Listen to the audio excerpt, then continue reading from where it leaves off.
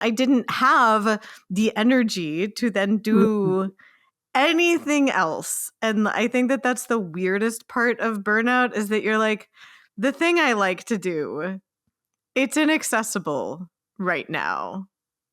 I wanted to do that thing. It's not like, oh man, I have to do that thing. It's like, but I wanted to. And my body was like, nope.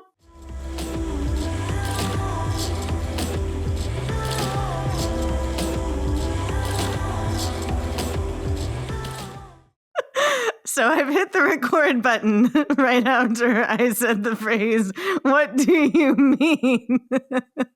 Feel bananas. Right. We've already done half the podcast, by the way. We're just only choosing now to start recording. Is it a cold or hot open? It's up to you to decide. It's a tingly open. Bananas. Does your mouth tingle when you eat bananas? No, it does not. Do your arms go numb when you wear deodorant? Kind of a cold numb. Also gonna go with no, though. There are certain deodorants that, like, literally within minutes of putting them on, I'm like, I need to scratch my armpits off. Okay. So yeah, so there are some deodorants that spark some sort of a I'm being attacked by bees phenomenon. That's horrifying. Don't love it. Don't love that. No. So banana tingle? You tingle when you eat banana? I thought that was just part of the experience? Yeah. Yeah, my mouth is always in pain. And I think it's because mint toothpaste is not, it's not that I'm like a whiny whiner. I think your mouth is not supposed to burn like fire when you use mint toothpaste. I think bananas are not supposed to have any sensation other than bland mushiness and the taste. Yes. I was going to say the very faint taste.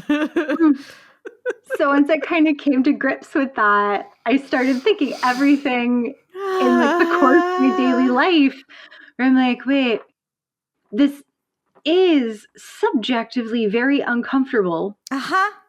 Is it maybe sort of not supposed to be that way? Is perhaps something amiss?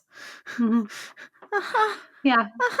So, now when I go to the doctor and they're like, this, that, the other, I have to be like, okay, can you please, through the language barrier, can you give me some defining parameters? Because the ways that we talk about bodies, obviously there are certain tests where like you can run a blood test and be like, this is objectively off. Or you can do a scan and be like, wow, that's a weird shape. I had thought, I was like, okay, I'm a woman of a certain age. So I was just like, I don't know why I said it like that. Because it's fun. Because it's great. So I was like, okay, am I going into perimenopause? Like, is that why I feel bananas and not in the tingly way? And I feel bananas in the spicy way. I was like, I feel bananas in the like way of like, like I'm weirdly like tired after I eat, but like I'm not sleepy, and like everything feels like it's so much harder than usual, and like things are usually like unusually hard for me that are supposed to be easy, but then easy for me they're supposed to be hard. So I'm like, I know my scale is skewed, but I was like, I feel weird, so I'm gonna go to the doctor. When my doctor looked at my basically they took every fluid you could to analyze from me.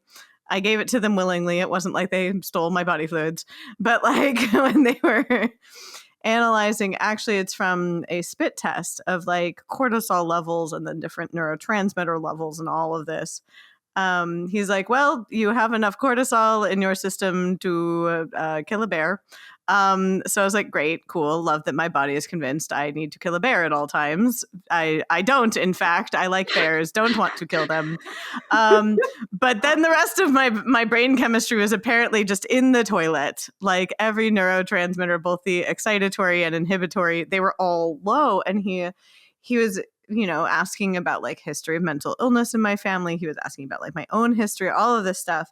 And he's like, well, you don't exhibit like signs of or symptoms of depression or anxiety or any of the things that he's like, I would normally associate with seeing with a panel like this. And I was like, cool. So I guess what we're saying is we don't know what my baseline is supposed to be. He's like, yeah, I don't know what we're aiming for because all of these are in fact so low.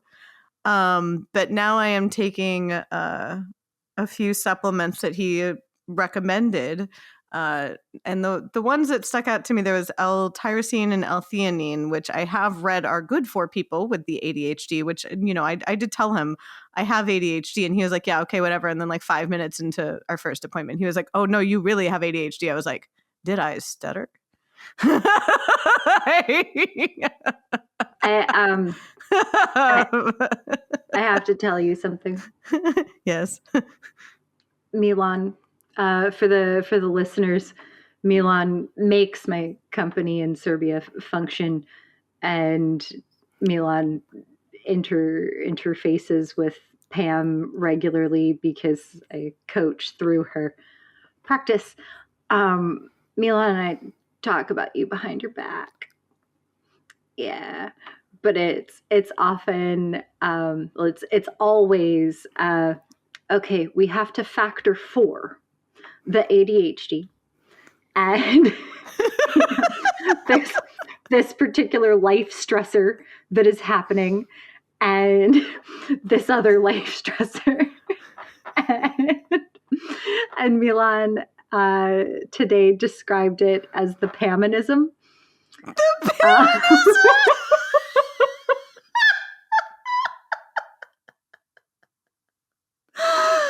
I have my own phenomenon. Because it's true. I will eventually get everything done. And if I make a mistake, it is literally because my brain's made of gloop at the moment. And then I will remedy said mistake. I'm never going to be like, nope, didn't do that. It's like, oh no, that was completely my mess up. Let me fix that. Milan will check in with me and be like, what's going on with this? And I'm like, oh. And then I'll give the Pam weather report. Oh my God. The Pam weather report. And when I was thinking about like even recording this episode, I was thinking about that I feel so grateful that I have people in my life that instead of being like, what the heck is that person doing? And like taking it as a referendum on them or being like, why Pam malfunction? That people are like, the Pam weather report. Because I realized I was like, oh, I give people the grace of like the weather report. But I'm like, I too get grace of weather report? Yes. And I described it as us talking about you behind your back for comedic impact. Well, it's kind of like that someone made up the word pronia, like to counter the word paranoia. If like paranoia is that you are constantly like that there's like negative conspiracy against you, like pronia would be like that that the universe is always positively conspiring for you. So I feel like that would be an example of that, of like, you're talking behind my back in a good way. Because you had told me about your cortisol levels. When I went in for the immunologist I'm not going back to's list of kind of scattershot tests that she thought made sense after looking at 2 papers. Oh my God. It was very chaotic. I don't do well with chaotic. And when I went to do the blood tests, I was like, yeah, by the way, can you just test my cortisol as well? And they're like, well, you got to sit and do nothing for half an hour first. And I'm like, that's fine. Cool. And then I'm like, hey, boyfriend, you got to sit and do nothing for half an hour. And he's like, you're not going to look at your phone, are you? I mean, that's actually a very smart question, because I'm like, looking at your phone these days is a recipe for cortisol to fight a bear. That's very reasonable. Yeah. And the cortisol is smack in the middle of the range that they expect to see. And I was like, well, that's weird, because I also always feel like you're ready to fight a bear. To fight a bear, yeah. I mean, what they did with me, like the test that they did, they had me spit into a vial 4 times during the day, and that's how they got the range of where my cortisol is. And it does follow what they want to see in humans is higher in the morning, because that's what wakes you up and then drops down. So I did follow the inverse hockey stick pattern, but whereas a normal person is apparently like here, mine is like here. So it follows the same pattern. But the reason why he chose to do that one was of what you said. He's like, if you take just one cortisol sample, he's like, it's a snapshot of that one moment. He's like, so it might be normal, might be high, might be low. It might be wherever it is in that moment. So he's like, I want to look for, is there a trend of this? Because he's like, yeah, your afternoon cortisol was closer to like a normal. He's like on the blood test, it showed up like as a little above average, but not like wild. Whereas like my early morning to like midday was where it was just like, whoo! And then it goes to kind of like, well, that's higher than average, but not completely wacky. And so it was looking at that, like, and I found that interesting, because same thing, he had me do blood tests at 2 different parts of my cycle. So he could compare, like, to see, like, not just what are your hormones at this moment, but like, what are they? Where are they trending? Turns out hormonally, I'm actually about 10 years younger. He's just like, no, like your hormones are not indicating that at all. He's like, however, looking at your blood sugar is normal, but he's like, your inflammation is like off the charts and your insulin resistance is not so good. And so I was like, well, what does that all mean? And like the way to distill it was essentially you are chemically burnt out because your cortisol is so high, it is preventing your blood from making the brain go juice. So the signal, the insulin that's like, make this food into brain go juice. My blood's like, can't, too busy fighting bears. And I was like, oh, so that's the chemical definition of burnout. Interesting. That would explain things. And now taking these supplements, he's like, you should notice a difference within like 3 months. We should, and he's like, and then we will retest you in 3 or 6, depending on how you're feeling. And I am now a month and ish into this experiment. And I'm noticing things like people would describe, oh, I'm getting sleepy for bedtime. I have not experienced, like, rarely I'll get, like, I call it the sleep wave, where I'm like, oh, I'm getting bedtime feelings. Interesting. Like, maybe I'll try it out. But I've not felt like what I feel now, which is around the same time, like, and yes, it's late. My body tends to cue me by like 1 a.m. that it's bedtime. But like I feel actively sleepy, not tired, not bored, not fatigued, not antsy, but sleepy. And same thing of like, I didn't experience hunger or satiety the way that other people describe them. Like hungry to me means all of a sudden I've noticed that I'm not very smart and also I'm cold. And I'm confused by why I'm not so smart and cold. And that means to me, oh, it's food time. And same thing when I'm, quote, full, I just feel not compelled to eat. And so now with like some of this medication that is helping my system to chill out a little bit, I'm like, oh, is this what people meant by sleepy and hungry and full?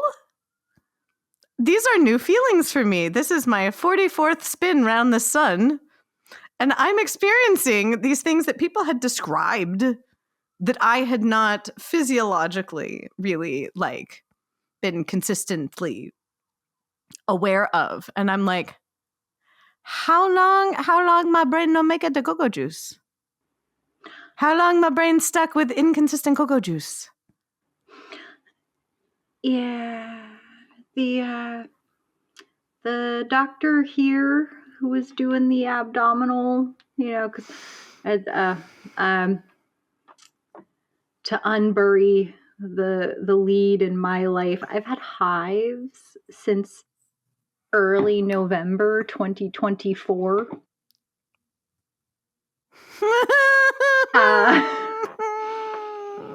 And they got really annoying around getting close to summer 2025.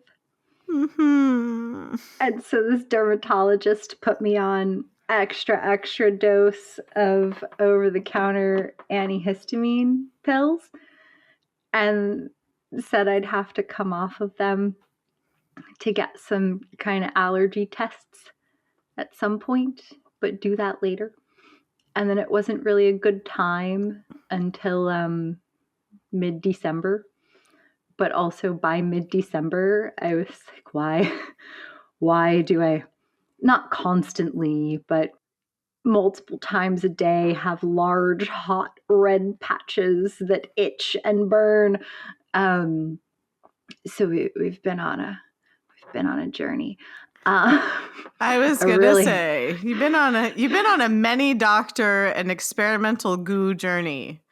Yeah, it's like in Willy Wonka and the Chocolate Factory when they go on the boat ride in the tunnel.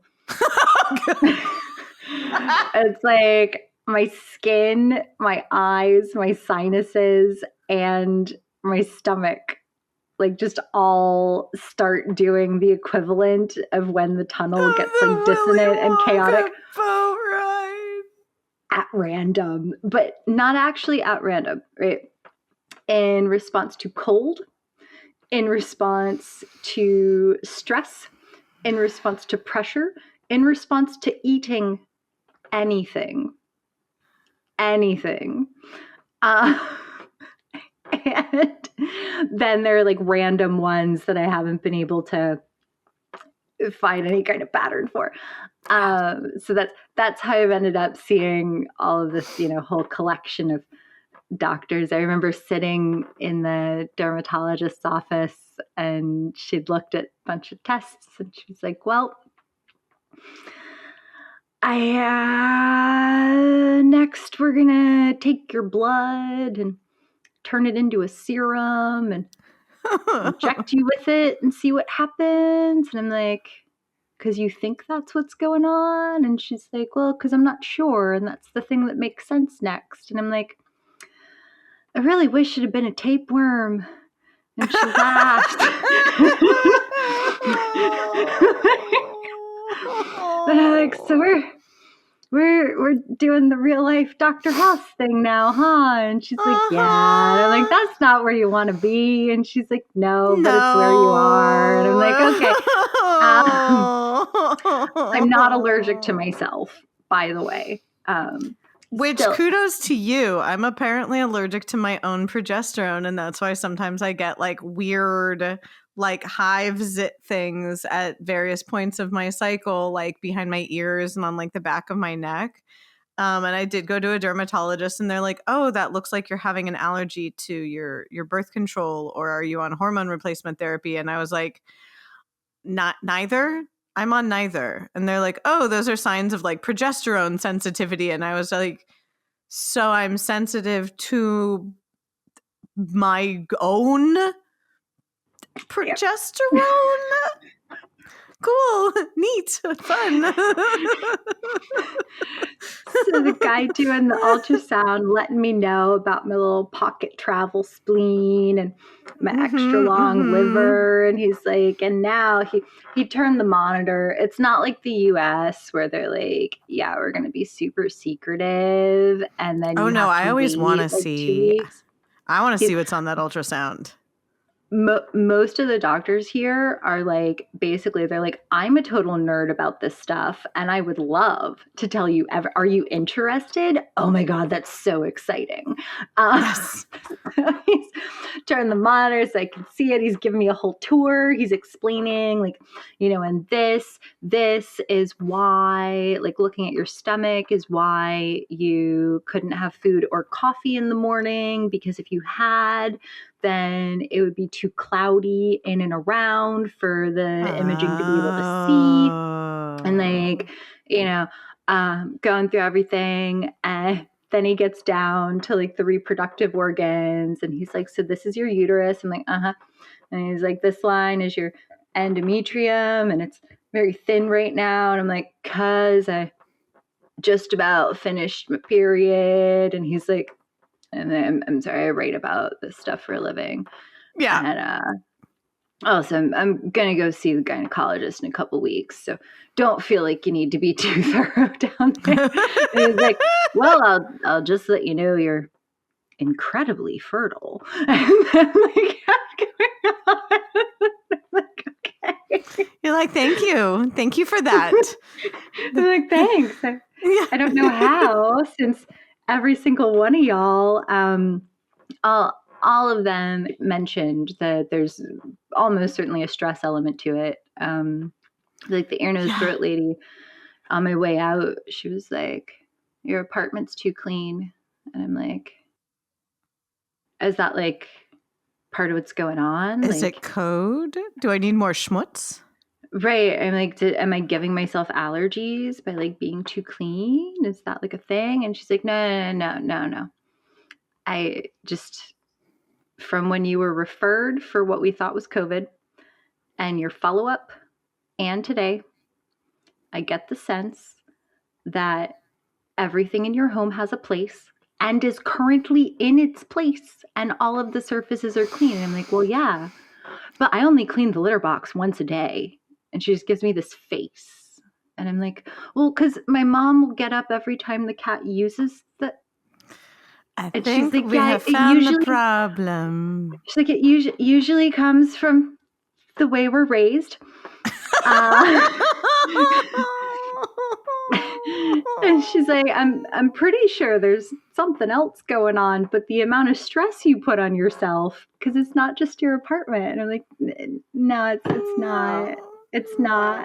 It's my whole life. And then we're going to chaotically cut back to the ultrasound guy. He's like, well,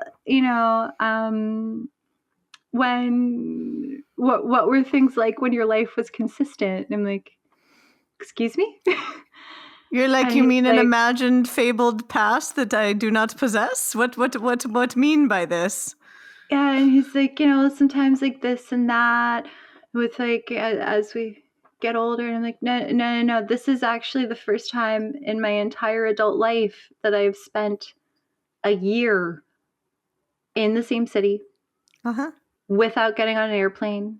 Okay, there were 3 trips by car that were gentle, easy trips for recreation purposes.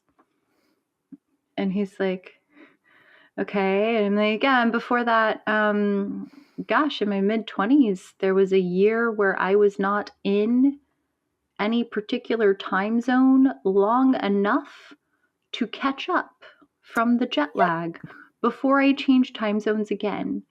And he's like, okay. And they're always asking, like, usually. And I'm like, no, there is no usual. There is no, I have no historical usual. They're like, before you moved here, did you have allergies? And I'm like, well, every single time I would change climates, I would do a lot of sneezing and sniffling and some coughing for a couple weeks. And they're like, how often did you change climates? And I'm like, well, a lot. A lot. And I'm sorry, this is my job. It was my job. Well, and you're touching on something that my doctor wisely hypothesized, because, the first thing he asked was like, has anything stressful occurred? And I maniacally laughed. Yeah, exactly. Yeah. That was a good dramatic reenactment. And I was, narrating that actually things aside from macro world events, which obviously are stressful, I was like, no, like I'm living in like a beautiful home. I'm living with my wonderful fiance. I was basically saying like, no, like things actually have been, quote, more chill, which is weird that I am, in fact, like my level of functioning is getting lower and lower. And he's like, well, this might be the first time that you have actually, in fact, felt safe. And Yes. therefore your body's like, and now, in the immortal words of Eddie Izzard, time to collapse like a flan in a cupboard. Like, so that seems to have been, and that's why, like, I like that you're taking the Pam weather report. The Pam used to not need quite as much of a weather report because the Pam was metaphorically scooping the cat poop every time the cat pooped. Because I was like, I gotta do it. And like, my body has just hit a wall where I'm like, gotta do it. My body's like, you absolutely, in fact, do not. And in fact, you're not going to do that. No more juice to do that. No more go-go juice. Like, and like, it's, you know, even my therapist commented, my doctor commented. I was over at my parents helping with that's the other thing is that my parents' health went all haywire. They're in their 80s and they simultaneously experienced health difficulties. So that has been a wrangling job. But I was with my mom and she was just like, oh, well, you know, you can scale back on certain activities. You're very stable in everything that's going on. And I have never once heard my mom say I could scale back on anything. It was one of those moments where I was like, did I hear her correctly? Like, am I imagining this? Is this like an episode of TV where it's like, it was all a dream? So I'm like, okay. And so like, I realized that like, if I didn't have, say, a supportive partner, if I didn't have like a safe landing place, like how like would my body have alerted me to this burnout, or would I have just like actually imploded? Or like, how would I recover from burnout if my body was like, yeah, I'm done? And it's like, no, but done isn't an option. We would have suddenly dropped dead of heart attacks in our late 40s, and the people and medical teams along the very short path between heart attack happening and death would probably still not have flagged it until they were doing the autopsy, because we are medically biased against assuming. And that is what happens when you shove everything in, like, I will take care of me later. I will actually rest later because I have to do this and I have to do that and I have to do this other thing and. But yeah, it's very strange to feel like, and I mean, I guess like feeling safe would also encourage the feelings that I mentioned before of like that I can tune into things like sleepy that I hadn't before. Mm-hmm. Or like, I still haven't figured out, like, hunger still feels like not smart cold. But the connection between not smart cold means hunger is faster now. And the feeling of satiety is new. Like before it was just disinterest in food. Like I'd be eating and then I'd stop because I wasn't interested in eating anymore, but it wasn't because I had a feeling of I'm full. It was just this is boring. Is how I'd best describe it. Yeah, and I love food. That's the weird thing is like I love trying like different foods. I have favorite foods. Like I have very strong sense of taste and smell. So like I like food, but it's weird. It's like now when I'm eating, I know the feeling now of like, oh, it's because my stomach is expanding, or oh, like I'm feeling this way because also I was getting sleepy after I ate anything before. And now I know that that's apparently when your body is not responding correctly to insulin cues of what you're supposed to do with the sugar in your blood from food. Okay. And so my insulin was basically trying to tell my body, cool, like let's use this sugar for energy. And my body was just like, nah, I'm busy fighting bears. And so like it wasn't converting. Don't talk to me right now. Yeah, don't talk to me right now. I'm doing something else. And so essentially my body was then putting a lot of energy into digesting, but that energy was not then reaching the rest of me to do anything with it. So I would get sleepy because my body's like, yeah, I'm churning away on this digestion thing, which does expend energy.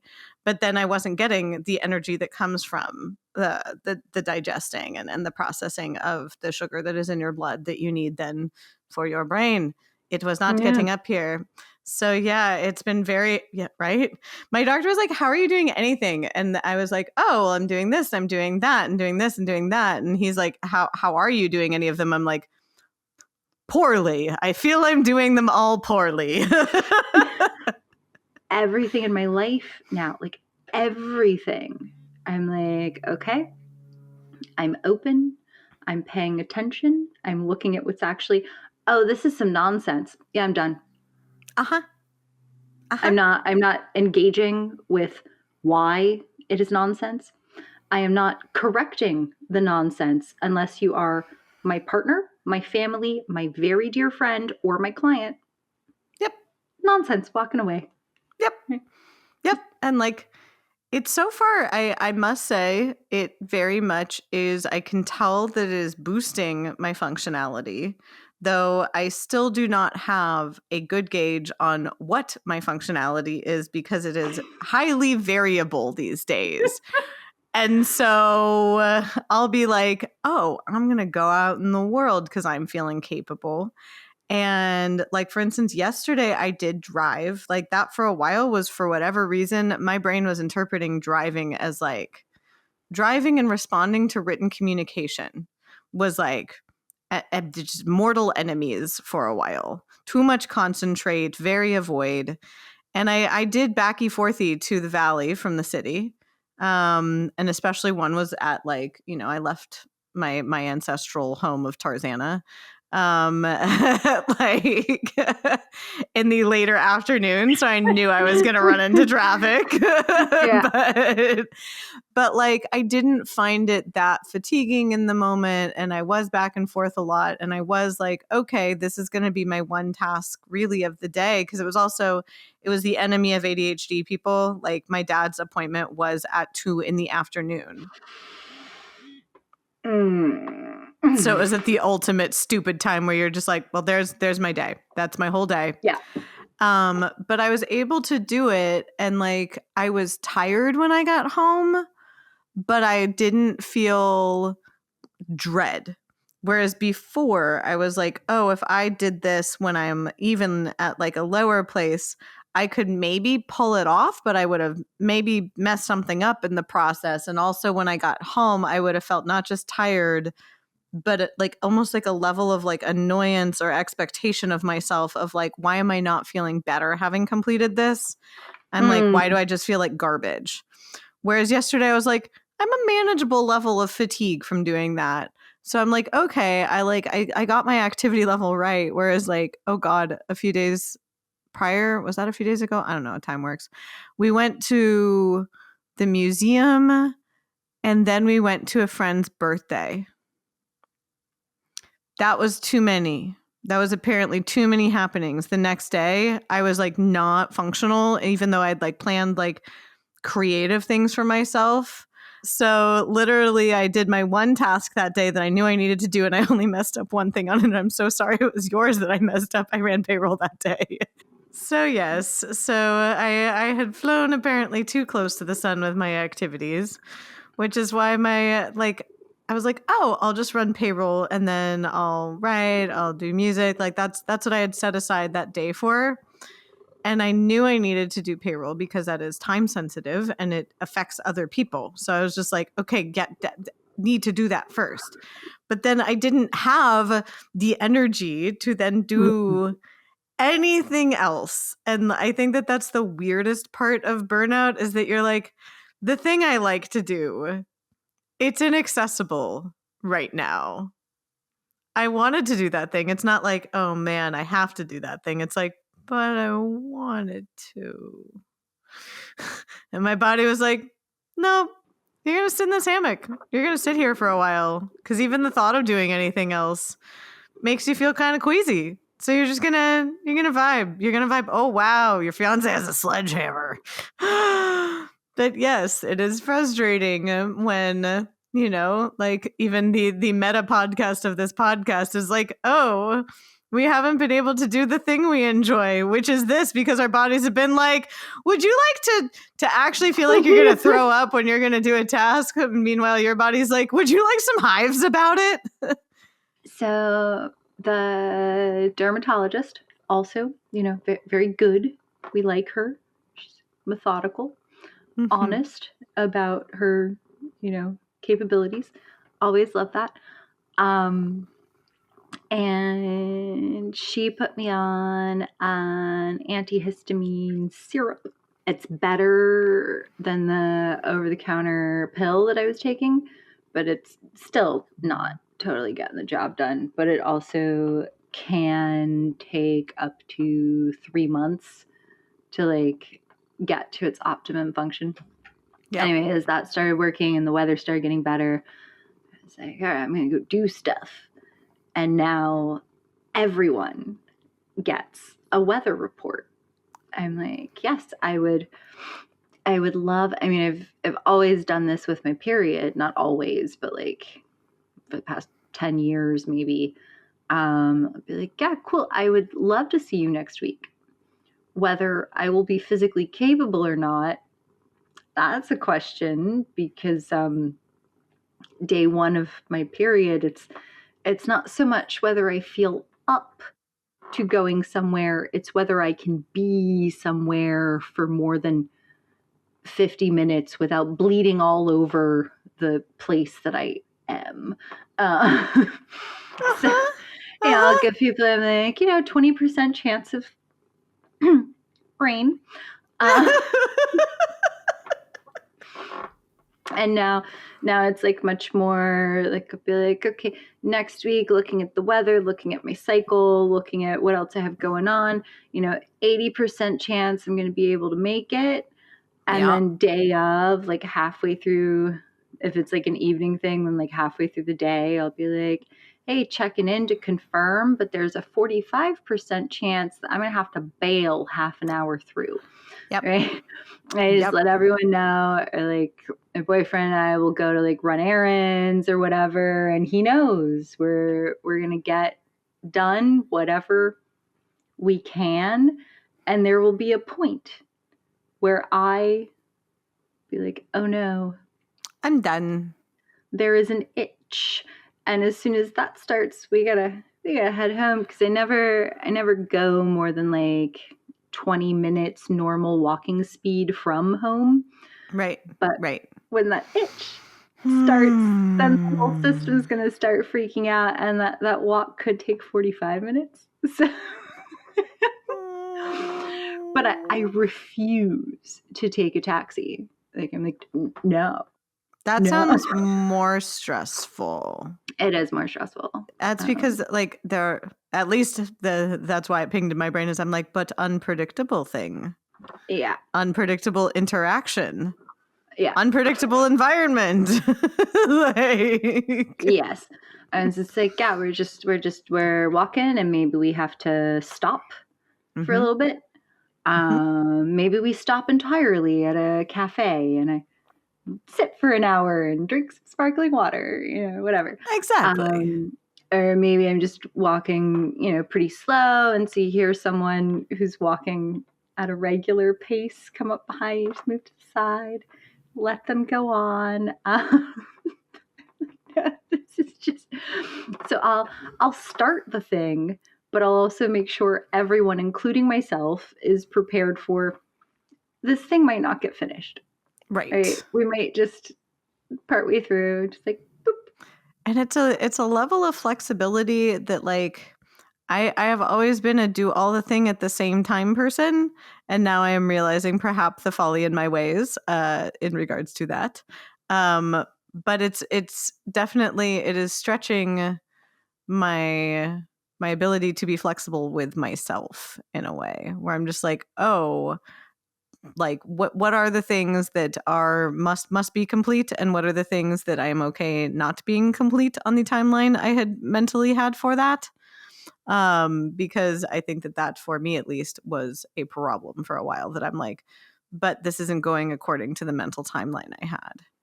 And then it's Yeah. like, well, does it actually affect other people? Does it actually affect things? Like, and so now I'm doing, like I said, like the calculus of like, would I have rather spent the very small amount of energy I did have that day on something that I enjoyed?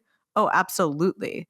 But also, would I have felt worse if I say did not run payroll on time? 110%. So I was like, oh no, we need to do that. Like that needs to come first, because if we blow all of our energy coins on that, then at least it'll be done. And that was exactly what happened. There's also this like the metaphor of the open tabs in the brain. Mm-hmm. Right. Like I'm like, no, I can't have unnecessary open Tabs. things. Yeah. Right. It's once it is of an importance that it goes on the list, and like, no, we all have to complete this in as short of a time as possible. Otherwise it will be, do you think everyone knows the spoon theory thing?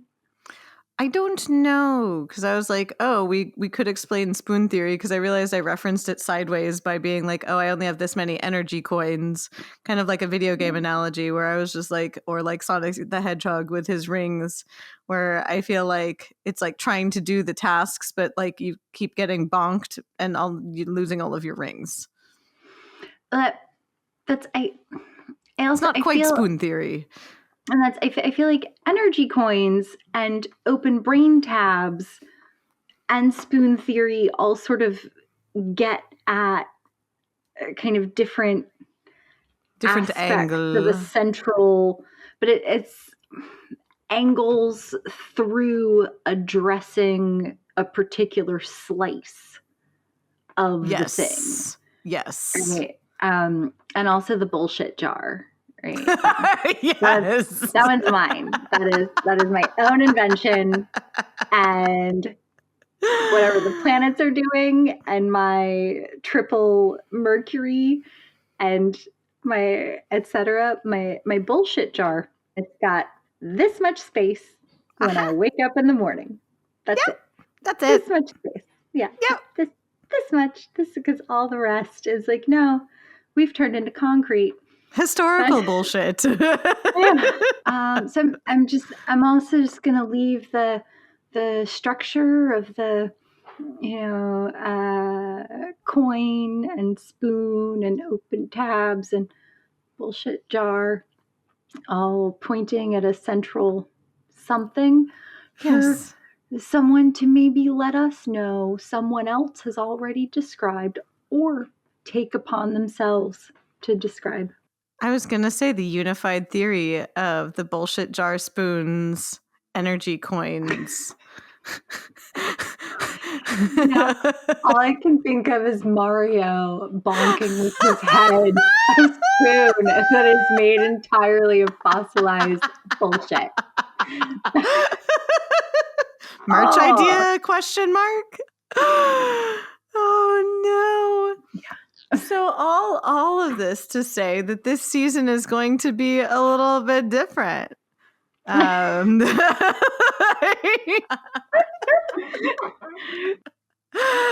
So we are spending this season in burnout, while figuring out how to navigate burnout, while being like, no, we are passionate about this, but how many spoons, coins, and room in the bullshit jar is there? So when I hear the word we, I just want to check in. What is my role, expectations, invitations? What? I will always invite you to the wacky journeys that my brain has come up with for this season.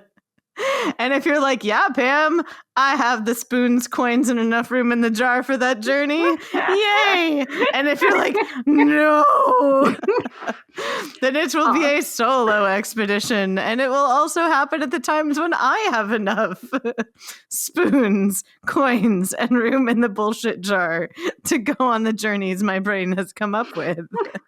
Because sometimes I look and I'm like, who planned this? And I'm just like, it was me. And then I'm like, what villainry was this? Who did that?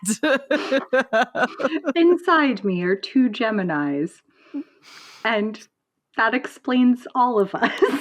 Seriously. And like having been raised, in fact, by two Geminis. Yeah. Yeah. Yeah. Uh-huh. Uh-huh. Uh-huh. So yeah, that's what to expect this next season. We don't know what's going to happen either. And I'm on chaos hiatus, in which I feel, because I spent 20 years as a public persona and performer, and before that I was a bunhead, and so from before I have conscious memory, it was being drilled into me: the show must go on, the show must go on, the show must go on, you have an obligation to your audience. And I'm going to fight all of the shoulds inside me in this moment and willfully refuse to give a clean, I am on hiatus, to focus on critical professional labor with which to, keep my company, blah, blah, blah, blah, blah, nice, tailored. No, I'm just like, I don't know. I put me in the Laurie Penny category. We show up when we can. Yes.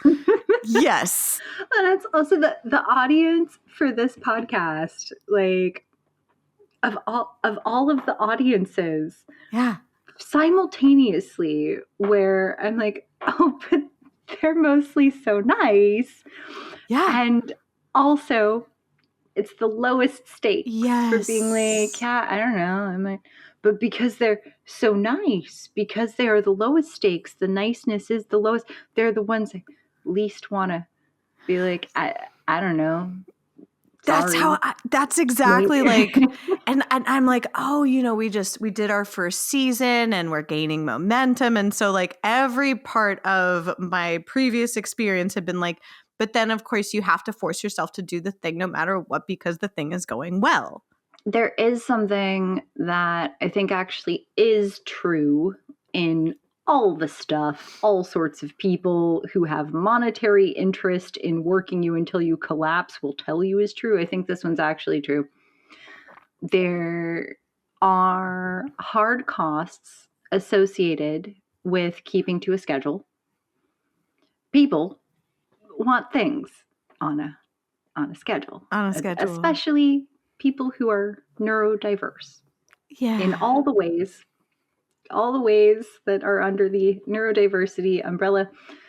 Reliability in entertainment, edutainment, whatever, it's pretty crucial. And so there is this like, okay, we did a thing because we wanted to do a thing, and look, it's kind of working. And yeah, you want to strike while the iron is hot so you can accrue the resources necessary to get people who are good at making things function, and that's the hard costs. Yes. And so it's like, we should chase it, right? We should chase it. We should, because we're right there. We're right there. We can see, and we should chase it. And then it's like, oh, but body cannot. Body cannot chase. Body has in fact done a floop. But like the reality is, this antihistamine syrup is working better than the last thing. I'm a month and a half in, or maybe even more. I don't think it's gonna totally do the job, and so I'm gonna have to come off the antihistamines again for some fun new tests. Then probably try a different one, and who knows what kind of side effects that might have, and whether I'll adapt and whether it'll do its job. And if I adapt and it does its job, awesome. And if I don't adapt or it doesn't do its job, then like, oh, you gotta keep trying. So I can do my column because I have a week of lead time So I can, always manage to like, and I can schedule around my clients. I only do 2, maximum 3 in a day. And I can be like, okay, I'm not doing anything before I have my clients. And then after my clients, we'll see what I'm, up for. But kind of bonus stuff where it's things. like, oh, this does not at this point turn into income for the company to keep the company open. That's how I fund my life, right? Then it's like, ah. Yep. Yep. Yeah, that's always going to be the like, well, that's the thing that's getting let down. Yep. Yep. And it's very difficult. Like the day that I was like, okay, well, I had the energy to do payroll. Where what I was actually wanting to write was like another article for our Substack. And my brain was like, ooh, I want to write. What do I want to write? Don't know yet, but I'm feeling the writing bug. And then it was just like, the writing bug has been smushed. That's okay. I know that another will come back. But it is frustrating as someone who often had the energy for all of these things to not have the energy for them. And so that is why I very much respect where your energy is at, where you're just like, well, I'm gonna use it for these things. And I'm like, oh, that is very wise. You're very wise. Yeah. And so if we have the bonus energy, hooray. Yeah, I want to start with starting to wrap us up with I'm going to take it upon myself to do a bit of a PSA for both of us, and you can tell me if you co-sign or not. Yeah. So we put this podcast out on the internet, and the internet often really, really, really wants to be helpful. And the internet is hardly ever the kind of doctor that is going to be helpful in situations like what either of us have described. So if you are actually the person that Dr. House was based on, please do. Please do. You can have my personal cell phone. We will chit chat. But if you're not that or basically that, stories about your aunt whose toenails turned blue in the shower one day, just like mine did. No, that's not gonna. Oh, they helped her with an herb. Great. Cool. Thank you for caring. Do not bother already overwhelmed people with stories of mystery herbs that helped your aunt, and you don't know what those herbs are, and none of the other issues overlap. That's not actually helping. No. Anybody who says the words beef tallow to me will be blocked. As someone who one of her allergies is in fact to cow products, so many people, I had a conversation with someone in which they said, yeah, like I started eating liver 3 times a week, and like, what a difference. But they didn't elaborate, like they just kept talking. And I was like, difference in what? What was the baseline? What changed? What did the liver do? Like, absolute mystery. But yes, basically both of us are receiving medical care and treatment, in fact, for the conditions we are describing from the medical professionals that we see. And that is good. So yes, like we appreciate people offering their own stories. That's great, but not prescriptions for us or for fellow listeners. More like, if you want these resources, you can investigate these resources. But like, for instance, the fact that like I I mentioned earlier that 2 of the supplements, the things that stood out to me were L-tyrosine and L-theanine. Those have been researched as being like treatments also for ADHD. But I would encourage people to talk to their doctor about using those things as opposed to trusting a podcaster telling you things about a supplement that is working for them personally that was prescribed, in fact, by their doctor. Like the fact that it works well for me for this might not mean that it works well, in fact, for anybody else. Let's also address bodies are individual. Yeah. Right? And the nuance of how both of us, quote unquote, do our own research. So when we're in lady parts territory, I've written about these things professionally for many years, had the opportunity to speak with actual certified practicing gynecologists and occasionally scientists doing work on, and similarly with the neurodiversity. And so I bring a lot of, does this match with what I know? And if it doesn't, can the doctor help me understand this thing that feels strange to me? Outside of those areas, I'm like, yeah, I know basically nothing. So I'm not gonna go on PubMed and assume that I have the ability to sort through whether these are, first of all, even actual scientists, because we know several AI generated hallucinatory papers have made it through to publication. So like, first of all, I'm not even going to assume that I have the ability to discern whether these are actual people. Second of all, whether that science was done well, because sometimes there's people also make that. Also, occasionally people will be like, wow, a breakthrough study. And you look and it's like, you had 7 subjects. Like, what? Like, yeah. And like, I can look at a study and go, well, they had 7 subjects, or well, they had 500.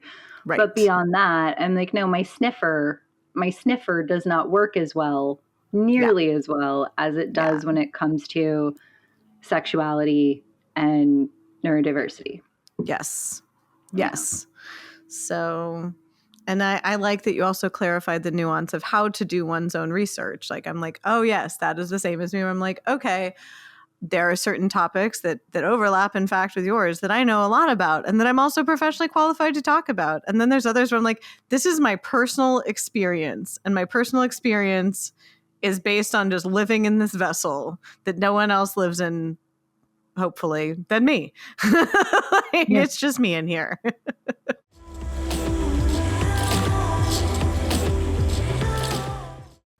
Thank you so much for listening to this episode of Neuroprovocateurs.